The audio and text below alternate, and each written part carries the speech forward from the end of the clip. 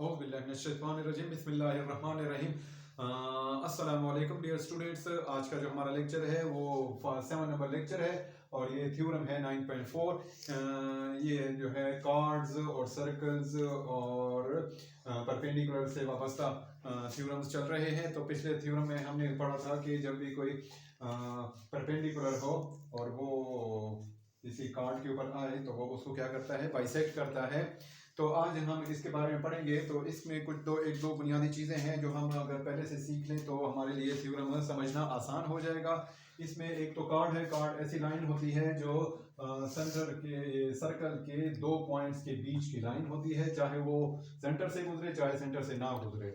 तो ये ऑलरेडी मैं हर पीरियड में मैं डिस्कस करता रहता हूँ। दूसरा जो है, आज हम मैं पहले भी लेक्चरों में 8 चैप्टर जब हो रहा था 8.1, 2 और 3, उस लेक्चरों में ये ऑलरेडी हम डिस्कस कर चुके हैं। जिन्होंने पुराने लेक्चर हमारे देखे हैं तो उनको ये समझने में आसानी होगी कि जब भी ये एक लाइन हो, अगर इसको मैं ए बी का नाम दे दूँ, ये अगर ये एक लाइन है और इसके बीच का कोई पॉइंट है, समझ लें ओ समझ लें या ए सी समझ लें, तो इसका ये वाला पार्ट ए सी और ये वाला पार्ट बी सी, ये दोनों मिल के आपस में क्या बना रहे हैं, ये ए बी का एक लाइन बना रहे हैं। जैसे अगर मैं इसको कहूँ कि ए सी प्लस बी सी, ये वाला पार्ट और ये वाला पार्ट मिलके क्या बना रहे हैं, इसको कहते हैं कि ये ए बी बना रहे हैं। तो ये ज्योमेट्री में इसको कहते हैं जब पार्ट्स आपस में ऐड हों और उससे बड़ा एक उसका पार्ट बने तो उसको क्या कहते हैं, उसको कहते हैं addition of segment postulate. Addition of segment postulate. तो ये हमारी चीज थी। और एक परपेंडिकुलर जो हम बार बार डिस्कस करते रहते हैं कि जब भी परपेंडिकुलर होगा, हमने पिछला थ्योरम में पढ़ा था कि जब भी परपेंडिकुलर होगा हमारे, ये एक कार्ड है, इसको अगर मैं ए बी का नाम दे दूं और इससे परपेंडिकुलर इसके ऊपर ड्रा हो तो ये परपेंडिकुलर होगी वाकई, तो ये क्या करेगी, उसको बाइसेक्ट कर देगी। हो जब बाइसेक्ट चीज हो जाए तो ये जो लाइन थी ए बी, अब ये दो बराबर बराबर हिस्सों में डिवाइड हो गई है, जिसको हम कह सकते हैं कि ये ओ ए इक्वल हो जाएगा ओ बी के, क्योंकि इस परपेंडिकुलर ने इन दोनों को क्या कर दिया है, ये है। और परपेंडिकुलर अगर वो सेंटर से ड्रा हुआ है तो इस कार्ड को क्या कर देगा, वो बाइसेक्ट कर देगा। तो ये चीजें थी। अब हम अपने थ्योरम की तरफ चल रहे हैं। ये तो बुनियाद थी हमारी, बाकी कोई चीज अगर बीच में हुई तो वो भी हम डिस्कस कर लेंगे। अब हमारे थ्योरम को समझने की कोशिश करते हैं। ये थ्योरम जो है वाबस्ता है, लेक्चर है 7 नंबर, थ्योरम नंबर है 9.4। If two cards of a circle, एक सर्कल है, ए सर्कल दिया गया है तो सर्कल है, ये सर्कल मैंने बना लिया है, ये एक सर्कल है रेड कलर का, इसमें 2 कार्ड्स हैं, ये दोनों कार्ड्स हैं, एक ए बी कार्ड है, ये आपको नजर आ रही है, ये ए बी, ये एक कार्ड हो गई और ये सी डी दूसरी कार्ड हो गई।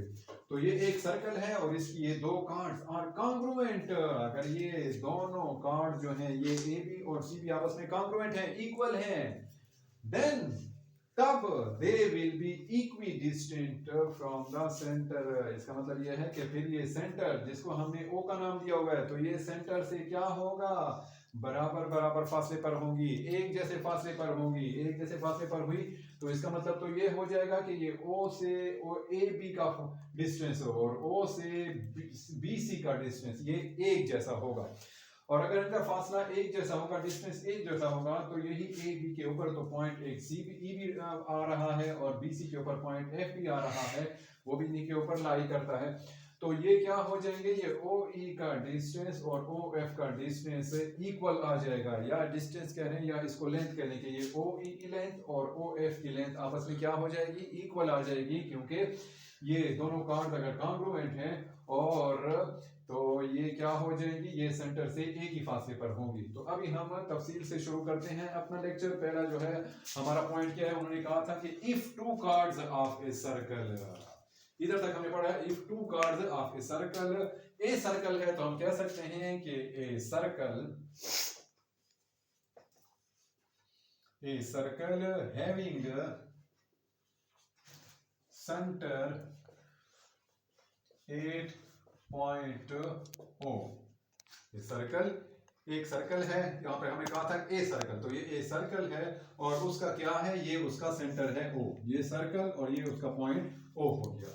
और हम कह रहे हैं कि ये ए बी और सी डी उसकी क्या कार्ड्स हैं, दो कार्ड्स हैं, ये to cards of a circle. तो इसका मतलब है कि सर्कल में दो कार्ड्स हैं और यहाँ पे मैंने दो कार्ड्स किस चीज से दिखाया है, शो की हैं, एक ए बी और सी डी हो गई है हमारी, क्या हो जाएगी, ये ए बी और ये सी डी है, यहाँ पे डी में लिख रहा हूँ, ए बी और सी डी हो गया।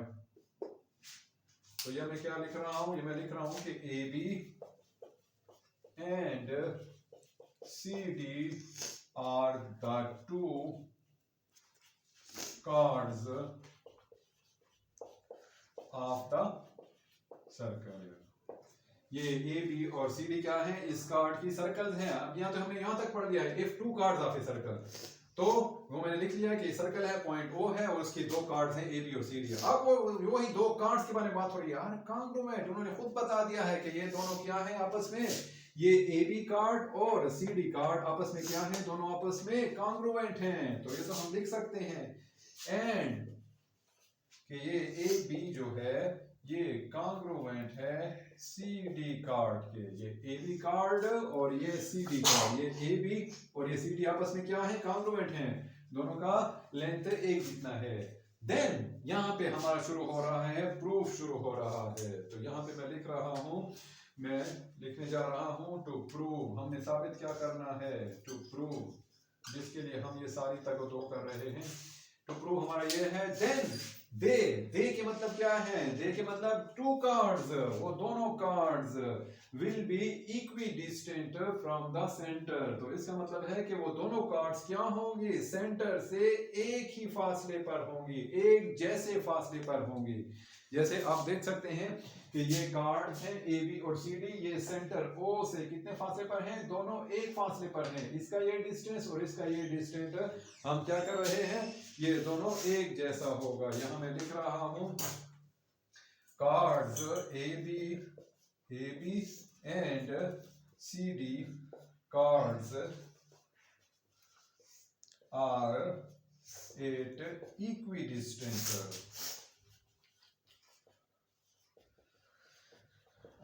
equidistant from the center of the given circle, या मैं सिर्फ सर्कल लिख रहा हूँ कि और सर्कल तो है नहीं, बस ये एक सर्कल है। तो ये क्या हो जाएगा, ये हमारा हो जाएगा कि ये ए बी और बी सी सेंटर से क्या है, एक ही फासले पर है, इक्विडिस्टेंट फ्रॉम द सेंटर। अब हम अपनी कंस्ट्रक्शन की तरफ चल रहे हैं। कंस्ट्रक्शन हमने क्या करनी है, कंस्ट्रक्शन एक ऐसा काम होता है जो हम अपनी सहूलत के लिए करते हैं कि ये प्रूफ हो जाए। तो यहाँ पे मैं लिख रहा हूं कंस्ट्रक्शन। यहाँ तो अभी तक तो हमने क्या शो किया था कि ये एक सर्कल है और उसके ऊपर ये दो कार्ड्स हैं ए बी और सी डी। तो अब हमने क्या कर दिया है, अब हम चलते हैं कंस्ट्रक्शन की तरफ। ये हमारा क्या है, कंस्ट्रक्शन है। कंस्ट्रक्शन में क्या कर रहा हूं, draw two perpendiculars, draw perpendiculars, मैं इधर लिख रहा हूं draw two perpendiculars, two perpendiculars. कौन कौन से परपेंडिकुलर ड्रॉ करूं, एक ओ ई और दूसरा कौन सा है, O F. Two perpendiculars O E and O F, ये ओ ई और ओ एफ में परपेंडिकुलर्स ड्रॉ कर रहा हूं ऑन, ये कहां पे मैं ड्रॉ कर रहा हूं, ये ओ ई में ड्रॉ कर रहा हूं ए बी के ऊपर, एंड और ओ एफ जो है ये कहां पे है, ये सी डी के ऊपर परपेंडिकुलर में ड्रॉ कर रहा हूं रिस्पेक्टिवली, फिर तरतीब, क्योंकि पहले ओ ई आया है तो वो ए बी का हो जाएगा और दूसरे नंबर पे ओ एफ आया है तो ये सी डी का हो जाएगा। इसे कहते हैं रिस्पेक्टिवली, कि जो चीज पहले आई है बाद में जो चीज डिस्कस हुई है पहला नंबर उसका हो जाएगा, ओ ई पहले नंबर की चीज ओ ए बी पर हो जाएगी और ओ एफ दूसरे नंबर पे आई है तो इधर दूसरे नंबर की चीज सी डी आई है तो ये रिस्पेक्टिवली उसके साथ वाबस्ता हो जाएगी। तो ये क्या हो जाएगा, ओ ई परपेंडिकुलर है। ये आप देख सकते हैं कि जरूरी नहीं है कि परपेंडिकुलर ये चीज होती है। परपेंडिकुलर अगर लाइन ऐसे है तो उसके ऊपर परपेंडिकुलर ऐसे भी हो सकता है, अगर लाइन ऐसे है तो उसके ऊपर परपेंडिकुलर ऐसे हो सकता है, अगर लाइन ऐसे है तो उसके ऊपर परपेंडिकुलर ऐसे हो सकता है। तो अब अगर लाइन ऐसे है तो उसके ऊपर परपेंडिकुलर है ये है, और जब ये परपेंडिकुलर हो जाए तो ये एंगल क्या हो जाएंगे, ये एंगल जो हो जाएगा ये 90 का एंगल हो जाएगा।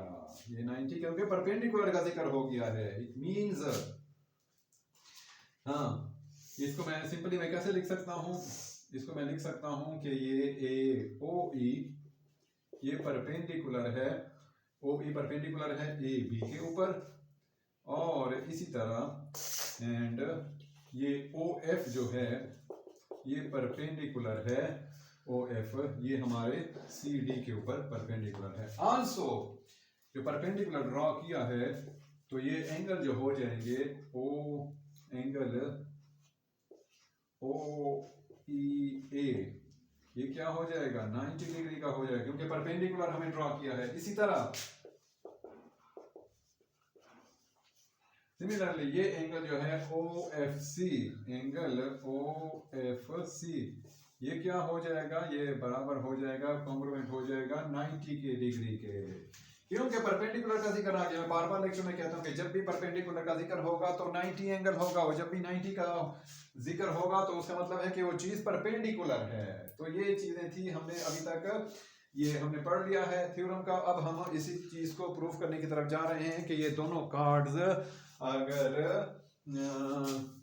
आपस में कॉन्ग्रुएंट हैं, दोनों अगर आपस में इक्वल हैं तो वो डेफिनेटली आपस में क्या हो जाएंगी, वो इक्वी डिस्टेंस होगी सेंटर से, यानी कि सेंटर से ये दोनों एक ही फासले पर होंगी। तो आए अब हम प्रूफ की तरफ चल रहे हैं। हमारा सबसे अहम और बुनियादी पार्ट जो होता है थ्योरम का, तो यहाँ मैं लिख रहा हूं प्रूफ।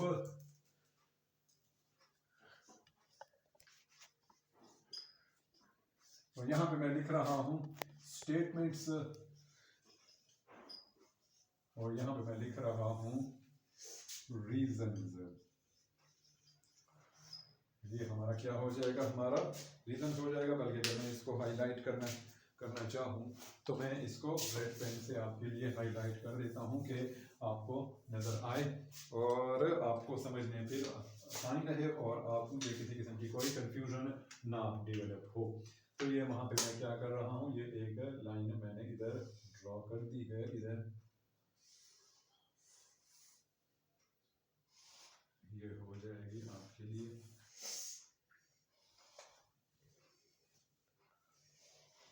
ये कहाँ पे हो गया, चले ये अब हम चलते हैं पहले नंबर पे।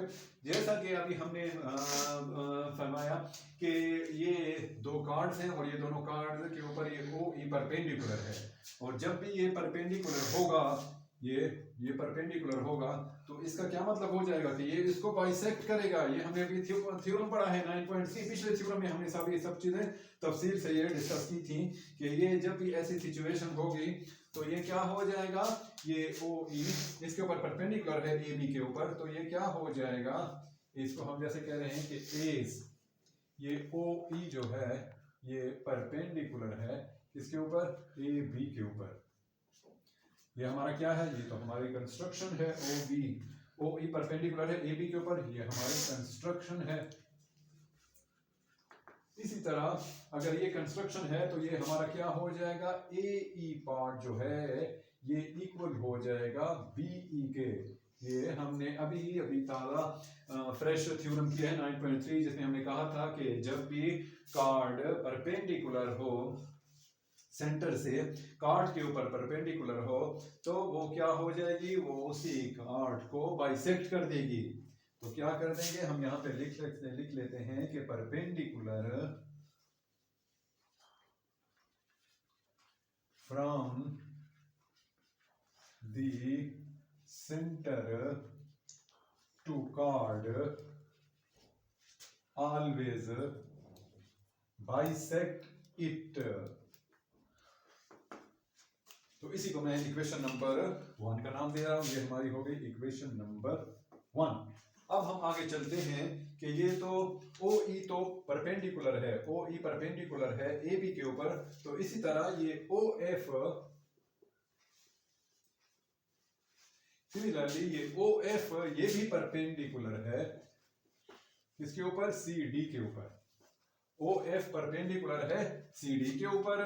ये भी हमने कहा क्या था, ये मैं इधर कंस्ट्रक्शन लिख रहा हूं इसके लिए, तो मैं इसको अगर मैं ऊपर लिख लूं बाइसेक्ट इट को तो हमारे पास जरा जगह बच जाएगी, बाइसेक्ट इट।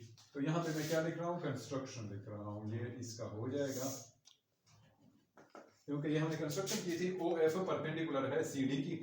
तो अब हम इस अगर ये परपेंडिकुलर हो एक सेंटर से कार्ड के ऊपर एक लाइन परपेंडिकुलर हो तो यही लाइन उसको क्या कर देगी, बाइसेक्ट कर देगी। और जब कोई चीज बाइसेक्ट हो जाएगी तो वो दो इक्वल हिस्सों में डिस्ट्रीब्यूट हो जाएगी, दो हिस्सों में बढ़ जाएगी और दोनों हिस्से बराबर बराबर होंगे। तो इसको हम कह सकते हैं कि ये लाइन जो थी सी डी अब ये दो हिस्सों में बढ़ गई है, तो इसका एक पार्ट है सी डी वो बराबर हो जाएगा दूसरी लाइन के डी एफ के, क्योंकि ये मैंने अभी ऊपर ये बात मैंने लिखी है कि perpendicular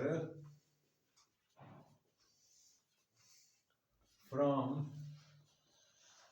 the centre to card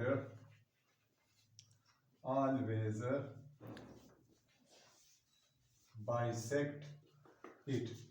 तो ये हो जाएगा, इसको मैं इक्वेशन नंबर 2 का नाम देता हूं। अब हम चलते हैं आगे की तरफ। तो ये जो है ये एक लाइन है ए बी, अगर इसको हम एक लाइन समझ लें, ये एक लाइन है ए बी, तो इसका एक पॉइंट है ई। तो अभी हमने पढ़ा था एडिशन ऑफ सेगमेंट पोस्टुलेट कि इसका ये पार्ट और ये पार्ट अगर हम ऐड करें तो ये एक बड़ा पार्ट बन रहा है ए बी। तो इसको क्या कहते हैं, एडिशन ऑफ सेगमेंट पोस्टुलेट, जो भी अभी हमने डिस्कस किया था। इसको हम कह सकते हैं कि ए ई प्लस बी ई ये किस चीज के इक्वल है, ये एक बड़ी लाइन के ये पार्ट और ये पार्ट आपस में इक्वल होकर क्या बना रहे हैं, ये ए बी के बना रहे हैं। और ये इसको कहते हैं addition of segment postulate, addition of segment postulate के ये रूल है पार्ट्स के जमा करने का, छोटे पार्ट मिलके बड़ा पार्ट बना रहे हैं, तो इसको क्या कहते हैं, एडिशन ऑफ सेगमेंट पोस्टुलेट्स। तो इसको मैं अब इक्वेशन नंबर 3 का नाम दे रहा हूं, ये हमारी क्या हो जाएगी, इक्वेशन नंबर 3। इसी तरह अगर हम इसकी तरफ चले जाएं तो ये क्या है, ये जो है ये पर जिस तरह मैंने कहा ये एक लाइन है सी डी, ये एक लाइन है सी डी, इसके भी दो पार्ट हैं, एक इसका पार्ट सी एफ है और एक इसका डी एफ है। तो अगर ये दोनों पार्ट ऐड हो जाएं और इससे क्या बन रहा है, एक बड़ा पार्ट सी डी बन रहा है, तो इसको भी हम क्या कह सकते हैं, एडिशन ऑफ सेगमेंट पोस्टुलेट। ये हो गया C F plus D F, ये बना रहा है हमारा सी डी, और ये भी क्या है, addition of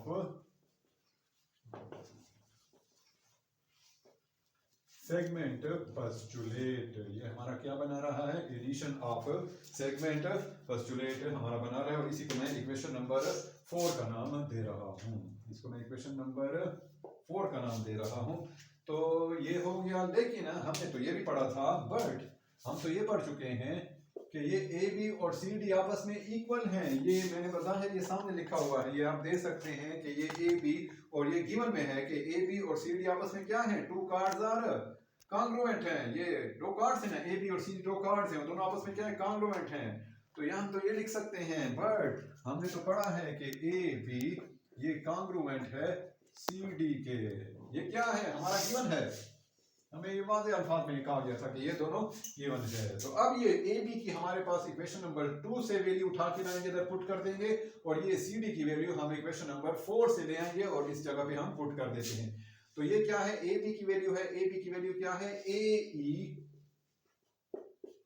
plus B E, ये कॉन्ग्रुएंट है। और सी डी की वैल्यू क्या है, ये हमारे पास क्या है, ये है C F plus D F, ये दोनों वैल्यूज हैं।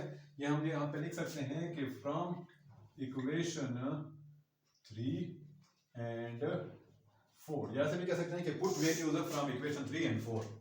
तो ये हम फ्रॉम इक्वेशन 3 और 4 से, यहाँ पे ए बी था, ए बी की वैल्यू हमारे पास ये है, सी डी की वैल्यू हमारे पास ये है। अच्छा, अब ये तो हमारे पास ये आ गई, लेकिन हमने तो ये भी पढ़ा था इक्वेशन नंबर 1 से हेल्प ले लें कि ये ए ई इक्वल है बी ई के। तो यहाँ पे मैं ए ई को इसी तरह छोड़ देता हूँ और ये बी ई ए ई के इक्वल है, तो ये इसी बी ई की जगह पे मैं ए ई लिख सकता हूँ क्योंकि दोनों इक्वल हैं आपस में। तो इसकी जगह पे मैंने लिख लिया है ए बी ई की जगह पे मैंने ए ई लिख लिया है। ये कहां से आ गई है, ये इक्वेशन नंबर 1 से ये वैल्यू आ गई है। इसी तरह ये क्या है, सी एफ है प्लस ये डी एफ जो है, ये किस चीज के इक्वल है, ये तो सी एफ है। तो इसी डी एफ की जगह पे मैं सी एफ लिख सकता हूँ क्योंकि दोनों की वैल्यूज तो सेम है। तो ये हो जाएगा हमारा C F plus C F. ये कहां से आ गए, पुट वैल्यूज फ्रॉम इक्वेशन 1, ये क्या हो जाएगा equation 1 and from equation 2, put values from equation 1 and equation 2 इस तरफ लिख सकते हैं, या put values from equation 1 and 2। ये b इक्वल है a के, तो इसकी जगह b को मैंने उड़ा दिया है, उसकी जगह मैंने a लिख लिया है, और ये df इक्वल है cf के, तो d को मैंने df को यहाँ पे उड़ा दिया है, तो उसकी जगह मैंने लिख लिया है cf के। तो ये क्या हो जाएगा, तो अलजेब्रा का क्वेश्चन हो जाएगा x जमा x, x प्लस x, तो उसे क्या हो जाएगा 2x, तो ये क्या हो जाएगा 2ae, और ये क्या हो जाएगा cf plus cf, y plus y, तो y प्लस y से 2y आता है, तो इसके यहाँ पे मैं क्या लिख लूंगा 2cf। ये क्या कर दिया मैंने, दो लाइक टर्म्स को ऐड कर दिया है, ऐड बोथ लाइक टर्म्स, ये मैंने दोनों लाइक टर्म्स को मैंने क्या कर दिया है, ऐड कर दिया है।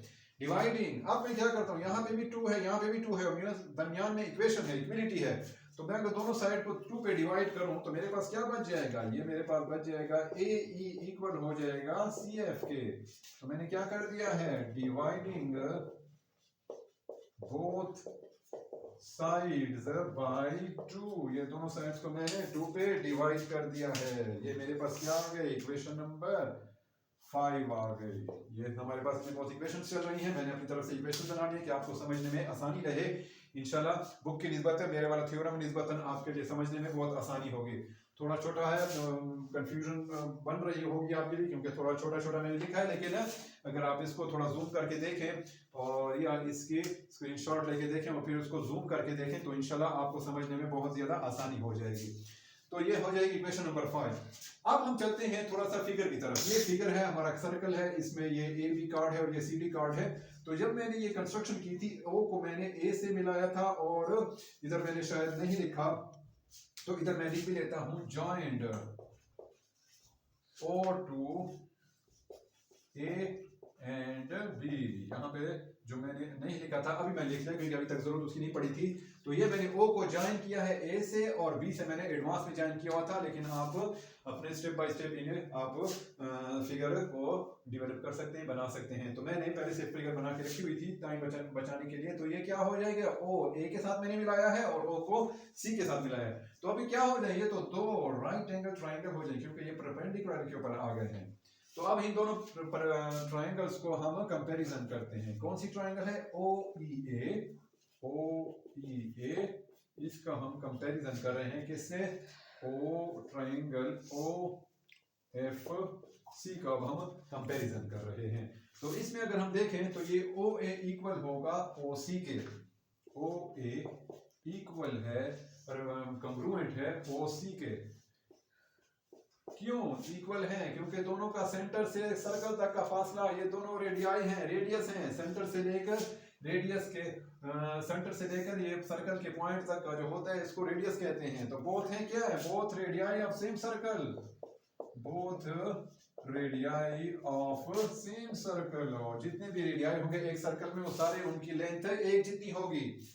अगर उनकी लेंथ में डिस्टेंस फर्क आ गया तो समझ जाएं कि वो रेडियस नहीं है, रेडियस नहीं है, या फिर वो सर्कल नहीं है। तो ये क्या हो जाएंगे, रेडियस ऑफ सेम सर्कल। इसी तरह इसकी ये एक तो ये प्रूफ हो गया। दूसरा हम किसकी तरफ चल रहे हैं, एक और चीज जो हम इसके है हमारे पास, ये इसका एंगल जो है, ये एंगल E जो है, इसको मैं कह सकता हूं एंगल OEA, ये तो ये भी इक्वल होगा एंगल OFC के इक्वल होगा, क्योंकि बोथ आर 90 एंगल, क्योंकि ये परपेंडिकुलर हैं, OE और OF परपेंडिकुलर हैं, इन्हीं की वजह से तो ये बना है। ये हमने कंस्ट्रक्शन किया था, देखिए मैंने सामने वाज़े लिखा हुआ है, इसको मैं क्या कहता हूं, कंस्ट्रक्शन। ये हमारा क्या था, कंस्ट्रक्शन था। अब हम तीसरी उसकी तरफ चल रहे हैं। ये साइड OA और OC इक्वल है, ये एंगल हमारा इक्वल है, और उसके बाद हमारी जो ये साइड है AE इक्वल है CF के, AE ये हमारी कंग्रुएंट है CF के। ये हम अभी इक्वेशन नंबर 5 में प्रूफ करके आ रहे हैं।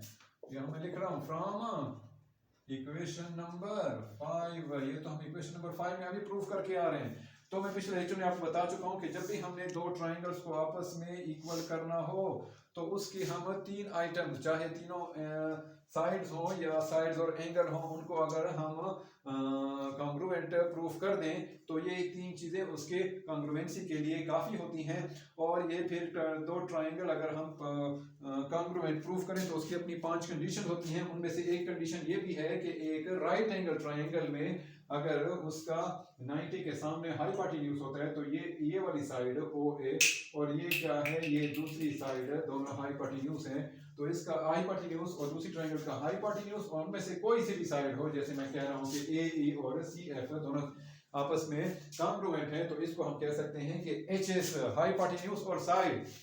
तो ये 5 कंडीशन में से एक कंडीशन ये भी है जो कि मैं लेक्चर नंबर 9.1 के थ्योरम में मैं 4 नंबर लेक्चर में सारी तफसील बता चुका हूँ। अगर आपको वहाँ पे देखना हो तो आप वहाँ से भी देख सकते हैं। तो इसका मतलब तो ये हो गया कि हेंस ये तो हमारी ट्राइंगल्स प्रूफ हो गई। ट्राइंगल OEA ये कॉन्ग्रुएंट हो गए ट्राइंगल OFC के। क्यों? ये HS के रूल की वजह से, एक का HS इक्वल है दूसरे के HS के, एक का हाइपोटेन्यूज और साइड, कोई साइड दूसरे के हाइपोटेन्यूज और साइड के इक्वल हो गई। अब ये दोनों ट्राइंगल आपस में कॉन्ग्रुएंट हो गए तो इसका मतलब है कि इसके तमाम एंगल और तमाम साइड्स आपस में इक्वल हैं। तो अगर ऐसी बात है तो इसका ये OE इक्वल होगा OF के इस ट्राइंगल के। इसका तो हम ये लिख सकते हैं, इट मींस OE इक्वल होगा OF के, OE इक्वल होगा OF के। क्यों? ये करस्पॉन्डिंग साइड्स हैं, करस्पॉन्डिंग मुताल्लिका साइड है। जब दो ट्रायंगल आपस में इक्वल हो जाए तो उसकी राइट साइड राइट के साथ इक्वल होगी, लेफ्ट के साथ होगी। तो ये ऐसे होता है congruent, corresponding sides of congruent triangles.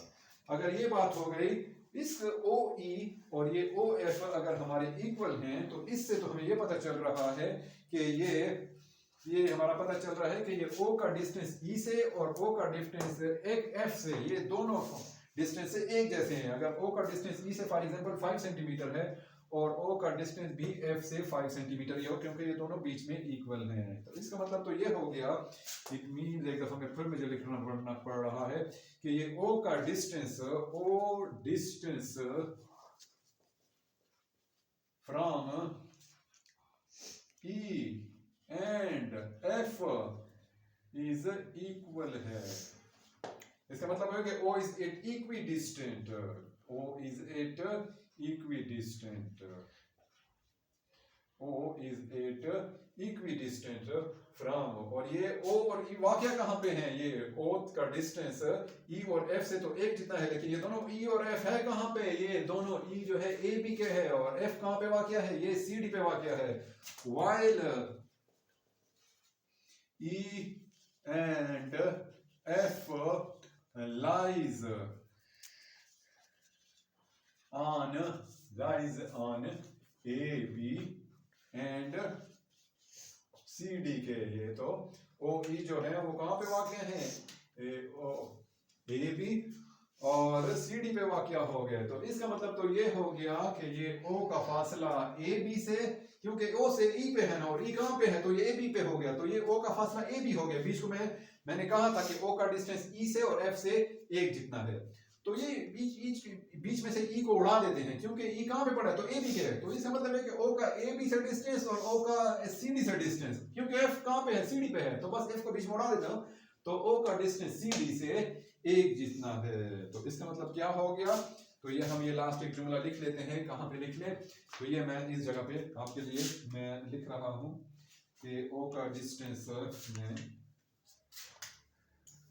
ये एक सेंटेंस है, बाकी ये सारा हमारा थ्योरम प्रूफ है कि O का डिस्टेंस हेंस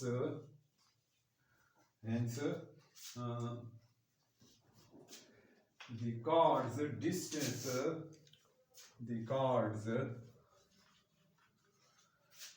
जो कि कौन कौन सी हैं? chords AB and CD are equidistant,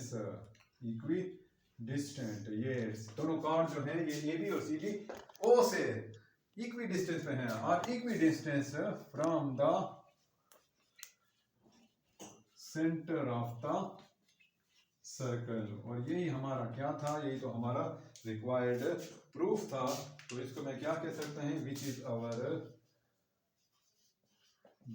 our required proof, कि यही हमने साबित करना था कि ये ए बी, और यहाँ पे तो हमारे पास साबित ये हो रहा है कि ये ओ का डिस्टेंस है ई और एफ से एक जितना निकल रहा है, लेकिन ये ई और एफ है कहाँ पे, तो ये सी डी, ए बी और सी डी पे वाक़ हैं, तो बस ये ओ का डिस्टेंस ए बी और सी डी से एक जितना हो गया, और यही हमारा रिक्वायर्ड प्रूफ था। तो अब यहाँ से लेकर यहाँ तक आप एक दफ़ा फिर हाँ आप देख लें, इसको जूम करके या स्क्रीनशॉट करके आप एक दफ़ा फिर इसको देख सकते हैं। हमने थ्योरम को बहुत